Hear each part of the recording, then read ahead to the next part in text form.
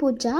ನಾನಿವತ್ತು ಮನೆಯಲ್ಲಿ ಮಾವಿನ ಹಣ್ಣಿನ ಶೀಕರಣೆ ಹಾಗೂ ಚಪಾತಿನ ಮಾಡ್ತಾ ಇದ್ದೀನಿ. ಅದ್ರ ಜೊತೆಗೆ ಕಾಂಬಿನೇಷನ್ ಆಗಿ ರೈಸ್ ಮತ್ತು ಸಾಂಬಾರ್ ಎರಡೂ ಕೂಡ ಇರುತ್ತೆ. ಮಧ್ಯಾಹ್ನದ ಊಟಕ್ಕಾಗಿ ಇಷ್ಟೆಲ್ಲ ಪ್ರಿಪ್ರೇಷನ್ನ ಮಾಡಿದ್ದೀನಿ. ಮೊದಲಿಗೆ ನಾನು ಮಾವಿನ ಹಣ್ಣಿನ ಶೀಕರಣೆ ಮಾಡಲಿಕ್ಕೆ ಮೊದಲು 4 ಮಾವಿನ ಹಣ್ಣನ್ನು ತೊಗೊಂಡಿದ್ದೀನಿ.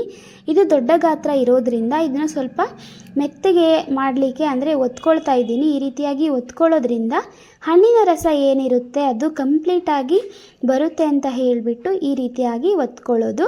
ನಾನು 4 ಹಣ್ಣನ್ನು ಕ್ಲೀನಾಗಿ ತೊಳೆದ್ಬಿಟ್ಟು ಈ ರೀತಿಯಾಗಿ ಹೆಚ್ಚೋದಕ್ಕಿಂತ ಮುಂಚೆನೇ ಈ ರೀತಿಯಾಗಿ ಒತ್ತುತ್ತಾ ಇದ್ದೀನಿ. ಹಾಗೆ ಇವಾಗ ನೋಡ್ತಾ ಇರ್ಬೋದು, ನಾನು ಒಂದು ಬೌಲನ್ನು ತೊಗೊಂಡಿದ್ದೀನಿ. ಆ ಬೌಲಿಗೆ ನಾನು ಒತ್ತಿ ಇಟ್ಟಿರ್ತಕ್ಕಂಥ ಮಾವಿನ ಹಣ್ಣು ಏನಿದೆಯಲ್ಲ ಅದನ್ನು ಒಂದು ಸೈಡ್ ಈ ರೀತಿಯಾಗಿ ಕಟ್ ಮಾಡಿಬಿಟ್ಟು ನೋಡ್ತಾ ಇದ್ದೀನಿ. ಇನ್ ಕೇಸ್ ಏನಾದರೂ ಹುಳಗಳು ಇದ್ದರೆ ಅದನ್ನ ತೆಗಿಬೇಕು ಅಂತ ಹೇಳಿ ಮೊದಲೇ ನೋಡಿದ್ದೆ, ಯಾವುದೇ ಹಣ್ಣಲ್ಲೂ ಹುಳಗಳು ಇರಲಿಲ್ಲ, ಹಾಗಾಗಿ ತೊಗೊಂಡಿದ್ದೆ. ಆದರೂ ಇನ್ ಕೇಸ್ ಏನಾದರೂ ಹುಳಗಳು ಇರುತ್ತೆ ಅಂತ ಅಂದ್ಕೊಂಡ್ಬಿಟ್ಟು ಈ ರೀತಿಯಾಗಿ ಮಾಡಿದ್ದು. ಹಾಗೆ ಇವಾಗ ಮಾವಿನ ಹಣ್ಣಿನ ಸೀಸನ್ ಏನಿದೆ ಅದು ಹೋಗೋದಕ್ಕಿಂತ ಮುಂಚೆನೇ ತುಂಬ ಸಲ ಮಾವಿನ ಹಣ್ಣನ್ನು ಬಳಸಿ ರೆಸಿಪೀಸ್ನ ಮಾಡ್ತಾ ಇರ್ತೀವಲ್ವ, ಹಾಗಾಗಿ ಅದರಲ್ಲಿ ರೆಸಿಪೀಸಲ್ಲಿ ಮೊದಲೇ ಸ್ಥಾನ ಪಡೆದಿರೋದಂದ್ರೇ ಶೀಕರಣೆ. ಮನೆಯಲ್ಲಿ ಪ್ರತಿಯೊಬ್ಬರು ಶೀಕರಣೆ ಮಾಡೇ ಮಾಡ್ತಾರೆ. ಮಾವಿನ ಹಣ್ಣಿನ ಸೀಸನ್ ಬಂತು ಅಂದರೆ ಮಾವಿನ ಹಣ್ಣಿನ ಶೀಕರಣೆ ಮಾಡೇ ಮಾಡ್ತಾರಲ್ಲ. ಇದು ಚಪಾತಿಗೂ ಹಾಗೂ ಹೋಳಿಗೆಗೂ ಎರಡಿಗೂ ಕಾಂಬಿನೇಷನ್ ಆಗಿ ನಾವು ತಿನ್ಬೋದು. ಹಾಗೆ ಇದನ್ನು ಚಪಾತಿ ಅಥವಾ ಇದನ್ನು ತಿನ್ನೋದಕ್ಕಿಂತ ಹಾಗೆ ಕೂಡ ಕುಡಿತಾರಲ್ಲ ಮಕ್ಕಳು, ಹಾಗೆ ಜ್ಯೂಸ್ ರೀತಿಯಲ್ಲಿ ಕುಡಿತಾರೆ. ನಾನು ಸಿಪ್ಪೆಯನ್ನು ಹಿಂಡಿಬಿಟ್ಟು ತೆಗೆದಿದ್ನಲ್ಲ ಅದನ್ನು ಇನ್ನೊಂದು ಸ್ವಲ್ಪ ನೀರು ಹಾಕಿಬಿಟ್ಟು ಈ ರೀತಿಯಾಗಿ ಇನ್ನೊಂದು ಸ್ವಲ್ಪ ಹಿಂಡ್ಕೊಳ್ಳೋದ್ರಿಂದ ಇದರಲ್ಲಿ ತುಂಬ ರಸ ಇರುತ್ತೆ. ಆ ಕಂಪ್ಲೀಟ್ ಆದಂಥ ರಸ ಎಲ್ಲ ನಮಗೆ ಬೇಕಂದರೆ ಈ ರೀತಿಯಾಗಿ ಇನ್ನೊಂದು ಸಲ ಹಿಂಡ್ಕೊಳ್ಳೋದು. ಇವಾಗ ನೋಡ್ತಾ ಇದ್ದೀರಲ್ಲ, ಇದಕ್ಕೆ ಸ್ವಲ್ಪ ಶುಂಠಿ ಪುಡಿ ಅಂದರೆ ಶುಂಠಿ ಹಾಗೆ ಏಲಕ್ಕಿ ಪೌಡರ್ ಬರುತ್ತೆ, ಅದು ರೆಡಿ ಕೂಡ ಇರುತ್ತೆ, ಅಥವಾ ನೀವು ಮನೇಲಿ ಬೇಕಾದರೂ ಮಾಡ್ಬೋದು. ನಮ್ಮ ಮನೆಯಲ್ಲಿ ರೆಡಿ ಇತ್ತು, ಅದನ್ನೇ ಕೂಡ ಯೂಸ್ ಮಾಡಿ ಹಾಕಿದ್ದೀನಿ. ಹಾಗೆ ಇಲ್ಲಿ ನೋಡ್ತಾ ಇದ್ದೀರಲ್ಲ, ಇದು ಬೆಲ್ಲದ ಪಾನಕ.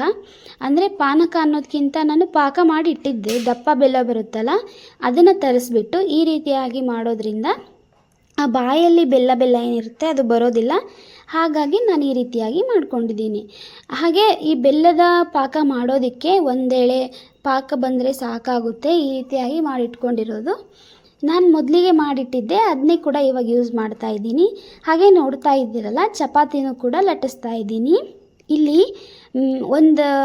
ನಾವು ಮಧ್ಯಾಹ್ನ ಊಟಕ್ಕಾಗಿ 4 ಜನ ಇದ್ದೀವಿ ಮನೆಯಲ್ಲಿ. ಸೊ 4ಗೆ ಅಂದರೆ ಬೇಗ ಮಾಡೋಣ ಅಂತ ಹೇಳಿಬಿಟ್ಟು ಅಂದ್ಕೊಂಡಿದ್ದೆ. ಇವಾಗ ಅಂದರೆ ಇನ್ನು ಸ್ವಲ್ಪ ಟೈಮ್ ಇತ್ತು, ನಾನು ಊಟ ಮಾಡೋದಂತ ಅಡುಗೆನ ಸ್ವಲ್ಪ ಬೇಗ ಮಾಡ್ಕೊಂಡಿದ್ದೆ. ಹಾಗಾಗಿ ಚಪಾತಿನ ಏನಿರುತ್ತೆ ಊಟದ ಟೈಮಿಗೆ ಆರೋಗುತ್ತೆ ಅಂತ ಹೇಳಿಬಿಟ್ಟು ಸ್ಟೋರೇಜ್ ಬಾಕ್ಸ್ ಅಂದರೆ ಹಾಟ್ ಬಾಕ್ಸ್ ಇರುತ್ತಲ್ಲ ಆ ಬಾಕ್ಸಲ್ಲಿ ಹಾಕಿ ಸ್ಟೋರ್ ಮಾಡಿ ಇಟ್ಕೊಂಡಿದ್ದೀನಿ.